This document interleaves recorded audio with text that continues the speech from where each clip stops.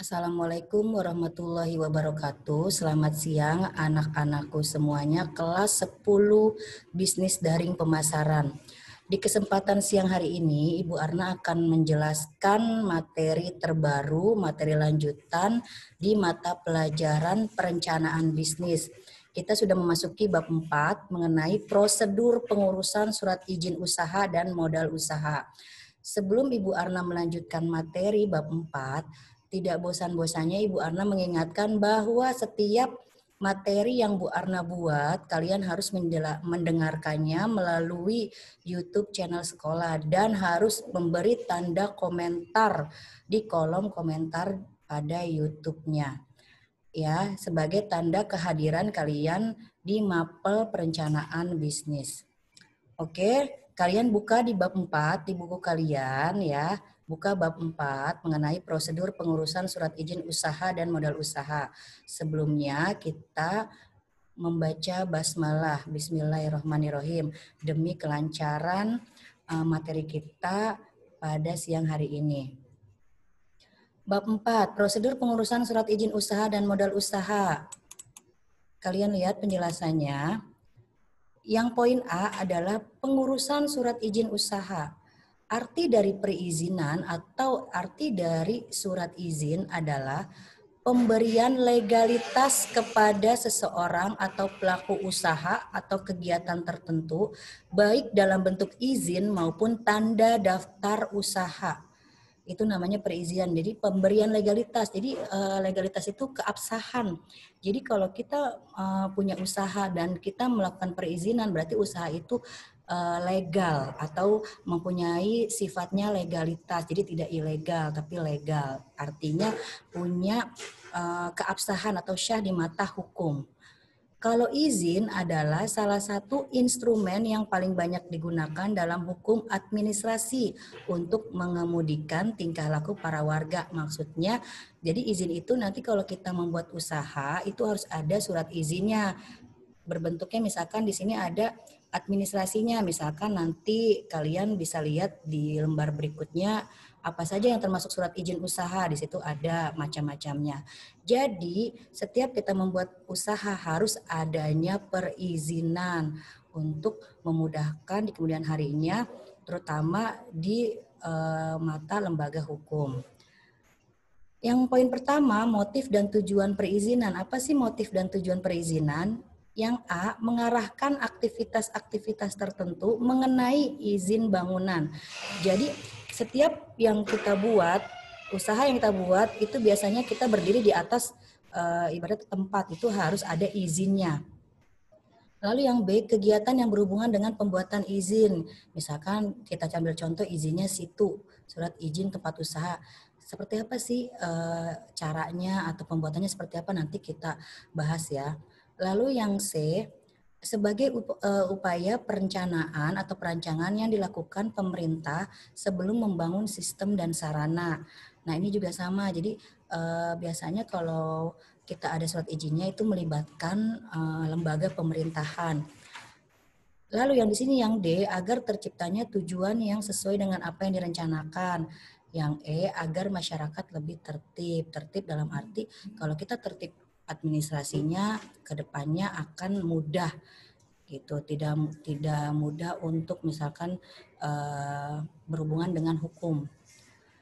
Oke, slide berikutnya, tujuan perizinan dari segi pemerintah sebagai apa sih? Biasanya nanti ada dia dari segi pemerintahnya bisa jadi sebagai pendapatan, itu bisa dari segi pemerintah. Biasa dari segi masyarakatnya ya kelegalan itu, legalnya suatu tempat itu. Jadi kita nggak bisa untuk bongkar, bahasa sehari-harinya seperti itu kalau misalnya kita punya usaha, jadi kita tuh legal resmi gitu, nggak perlu nanti ada pembongkaran, atau kan kalau misalkan kita punya suratnya berarti itu syah di mata hukum. Macam-macam kelengkapan izin usaha. Yang pertama ada SKDU, surat keterangan domisili usaha. Misalkan kamu nih mau usahanya di mana, misalkan domisilinya di Pademangan Barat, nah berarti nanti buatnya di kelurahan atau kecamatan Pademangan Barat seperti itu. Jadi di mana nih domisilinya, tempat tinggalnya di mana. Lalu selanjutnya ada NPWP, nomor pokok wajib pajak. Ini juga sama. Ini ibaratnya kalau misalkan nanti dari penghasilan kalian jual produk atau penghasilan per tahun penjualan produk berapa, ini juga nanti ada pertanggungjawabannya berupa NPWP. Nah, nanti ada sini suratnya, surat UD, surat usaha dagang. Ini juga ada lingkupnya, biasanya kalau ini kecil ya, biasanya yang kecil menengah. Nah, ini ada lagi situ surat izin tempat usaha. Ya, lalu ada lagi di sini surat izin prinsip, lalu ada surat izin usaha industri, lalu ada juga surat izin usaha perdagangan. Kalau usaha industri, misal kamu bikin industri yang besar, misalkan sepatu atau industri rumahan, misalkan pengolahan tempe, nah itu industri, itu harus ada izinnya. Biasanya kalau SIU itu, SIUI ini, SIUI ini, dia izinnya harus ke Departemen Perindustrian dan Perdagangan, apalagi kalau lingkupnya besar. Nah, lalu ada SIUP, Surat Izin Usaha Perdagangan, ini juga sama, lingkupnya harus besar. Kita tidak hanya melibatkan kelurahan atau kecamatan, tapi sampai ke Kementerian Perdagangan, Perindustrian. Lalu ini ada TDP juga, gitu kan. Lalu di sini ada TDI, tempat dagang industri, lalu HO, surat izin gangguan. Misalkan kalau gangguan, misal nih kamu lagi mendirikan usaha, misalkan ada nantinya gangguan buat untuk pelebaran jalan, nah itu ada suratnya. Jadi nanti kalaupun nanti tidak diizinkan untuk beroperasi atau beroperasional, itu ada suratnya, misalkan surat izin gangguan, misal gangguannya untuk dipakai untuk jalan, misalkan pelebaran jalan, biasanya kan kita terhenti tuh usahanya, nah itu harus ada surat izinnya seperti apa. Lalu ada IMB, izin mendirikan bangunan. Nah, izin mendirikan bangunan juga ini sama seperti rumah juga ada ini izin mendirikan bangunan, misalkan kita di lahan berapa meter, itu harus ada izinnya dari pemerintah. Lalu yang terakhir ada izin BPOM atau Badan Pengawas Obat dan Makanan. Biasanya kalau kita bikin atau buat usaha makanan, minuman, dan sejenisnya, itu harus melalui izin BPOM dulu. Seperti apa. Nah, ini kita contohnya ya. Nih sekarang Ibu satu-satu kita contohin. Yang pertama ada SKDU, Surat Keterangan Domisili Usaha. Kalian lihat nih, contohnya udah Ibu Arna cari ya. Formatnya kayak apa. Ini ada nih, pemerintah Kota Banjarbaru, maksudnya ini di daerah luar kota ya. Ini kecamatannya, kelurahannya, ini kopnya ya, kop dari kecamatan kelurahan setempat. Kalau misalkan kamu Pademangan Barat ya berarti di sini kecamatan Pademangan Barat atau kelurahan Pademangan kayak gitu. Nah, ini logonya. Nah, ini surat keterangan domisili usaha. Misalkan kalian mau usaha nih, usaha apa, seblak. Nah, ini domisilinya di mana? Misalkan rumah kamu di Pademangan Barat. Nah, ya udah bukanya di Pademangan Barat. Nah, ini ada nih, misalkan nama, di sini siapa? Misalkan nama ibu ya, Arna. Nah, ini jabatannya apa? Misalkan di sini, ini misalkan ibu sebagai yang lurahnya ya, misalkan di sini lurah misalkan Pademangan Barat nih misalkan. Nah, di bawahnya ini nama kalian yang selaku pelaku usaha di sini. Jadi atasnya nama lurah dari tempat bersangkutan, bawahnya ini berarti nama usaha kalian. Misalkan Seblak Jontor misalkan nama usahanya. Nah, di sini bidang usahanya apa? Makanan ditulis, alamat usahanya Jalan Pademangan Barat bla bla bla bla bla gitu. Nah, di sini ada lagi adalah benar tempat usaha milik siapa. Misal di sini milik siapa nih? Kita ambil contoh misalkan di sini milik nama anak ya. Misalkan di sini tulis misalkan namanya Rina gitu, nomor KTP-nya kalau misalkan pasti punya identitas, KTP ada, tempat tanggal lahir, alamat, RT RW sudah. Ini semuanya, ini namanya SKDU. Jadi di atas ini nama lurah dari tempat kalian membuka usaha. Misalnya Pademangan ya Pademangan, misalkan di daerah Sunter, pokoknya ini sesuai domisili. Nah, di sini nama usahanya apa? Yang tadi, misalkan contohnya lagi kopi mantap gitu kan. Nah, nanti jenisnya apa nih? Berarti minuman. Alamatnya di mana? Nah, ini yang punyanya. Ini di sini yang punyanya. Oke. Nah, terus ini contoh NPWP.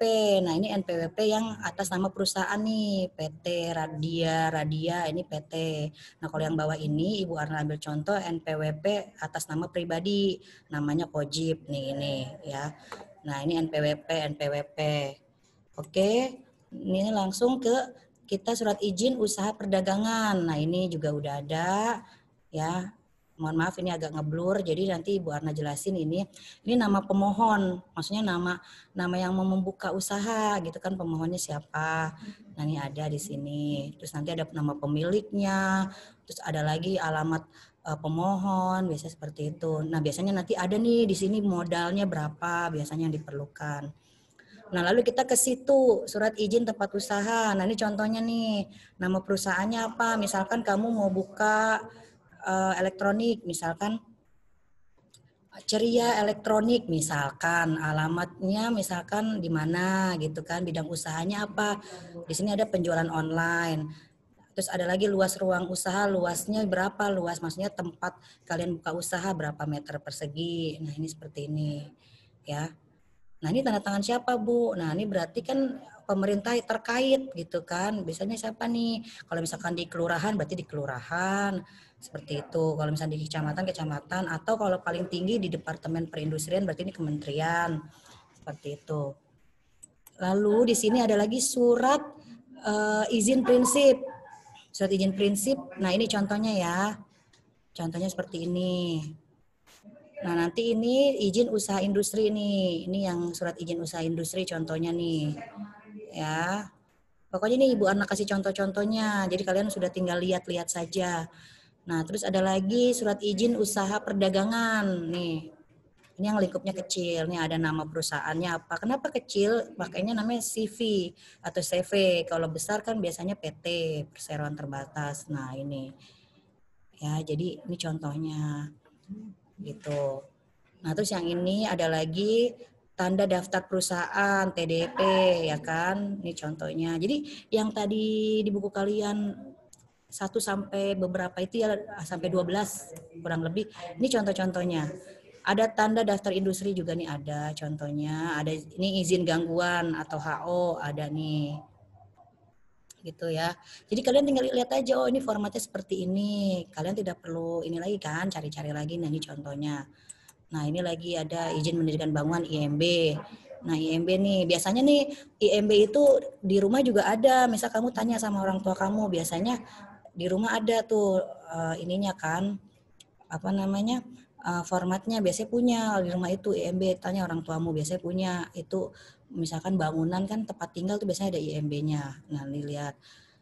Tapi nggak hanya kayak begini ya bentuknya ya, nggak hanya kayak begini bentuknya, pasti bentuknya itu berbeda-beda. Nah, ini kayak gini contohnya, izin mendirikan bangunan ada nama, tempat tanggal lahir, ada agama, pekerjaan, alamat, kalian tinggal lihat di sini. Terakhir yaitu badan BPOM, berarti Badan Pengawas Obat dan Makanan. Semua makanan nantinya yang mau dijual, kalau kamu mau dilesensikan, didaftarkan itu harus melalui BPOM. Itu biasanya ada kalau kamu misalkan pernah jalan ke daerah-daerah Salemba, itu ada kantornya di situ. Kamu lihat Badan Pengawas Obat dan Makanan. Biasanya teliti dulu nih aman nggak nih produknya, bahan-bahannya aman nggak, biasanya kayak gitu. Kalau aman berarti oke, boleh dipasarkan. Seperti itu ya. Jadi pertemuan siang hari ini kiranya Ibu Arna sudahi. Nanti kita akan lanjut ini lagi tentang surat izin usaha di Zoom Meet online yang nanti akan Ibu Arna laksanakan di minggu depan. Ya, jadi nanti Bu Ana bahas ini lagi secara detail. Nanti kan karena kita face to face melalui di Google Meet, jadi nanti Bu Ana akan menjelaskan caranya, kurang lebih pengisiannya seperti apa, belangko-belangko surat izin usaha-usaha ini ya. Ya, situ, siup, TDP, TDI, SKDU, ya semua nanti Ibu Ana jelaskan secara rincinya pas kita nanti Zoom Meet secara online. Oke. Untuk saat ini secara garis besarnya itu saja yang Ibu Ana jelaskan. Kurang lebihnya mohon maaf. Wassalamualaikum warahmatullahi wabarakatuh.